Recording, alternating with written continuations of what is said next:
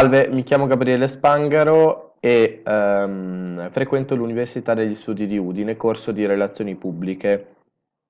Nell'ambito del progetto App Inventory di UniUd presenterò alcuni siti internet sconosciuti o quasi, utili sia per la didattica che per l'intrattenimento. Oggi presenterò Quizzes, che è un sito internet che permette agli insegnanti e agli studenti di usufruire di quiz online gratuiti che riguardano diverse materie. L'insegnante ha la possibilità di scegliere tra alcuni quiz popolari tra gli utenti di Quizzes, bisogna registrarsi per poter creare o usufruire dei quiz, oppure appunto può direttamente creare un quiz con le sue stesse domande, con le sue domande.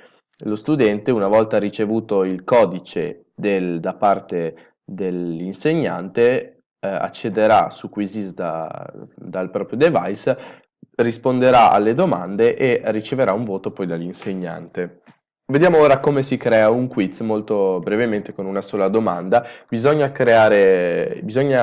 inventarci un nome per il questionario, per il quiz, per noi sarà fuffa, tanto non è importante. Bisogna scegliere una lingua, che per noi sarà l'italiano, e bisogna scegliere se renderlo pubblico e quindi usufruibile anche dagli altri utenti oppure no. Nel nostro caso è inutile che gli altri utenti lo usino perché non è un quiz serio. Una volta scelti il nome si può scegliere il numero di domande, che per quanto riguarda è indefinito, a noi basta una sola domanda, si deve scrivere la domanda che per noi sarà: che giorno è oggi? Che giorno è oggi? Che giorno? Ho sbagliato. Che giorno è oggi? E si decidono le risposte. Si può decidere se mettere da un minimo di 2 a un massimo di 4 risposte. Mettiamo 23, 24, che è quella giusta, e 21. Si può modificare la domanda, quindi aggiungere immagini, per esempio la domanda riguarda geografia, si può aggiungere una cartina del mondo, per esempio, e si può modificare con questi strumenti qui il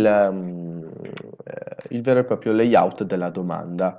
E si può infine decidere il tempo di risposta che hanno gli studenti. Per noi sarà 30 secondi.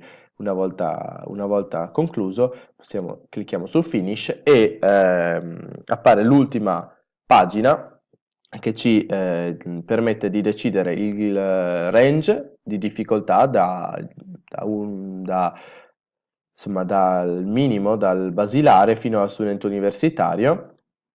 Noi mettiamo fino allo studente universitario e le materie che sono interessate dalla nostra domanda. Mettiamo other perché nessuna di queste è interessata alla nostra domanda: che giorno è oggi. E infine i tags, che però servono solo se a rendere più rintracciabile un quiz una volta reso pubblico. Il nostro è privato, quindi non ci interessa. E questo è Quizzes.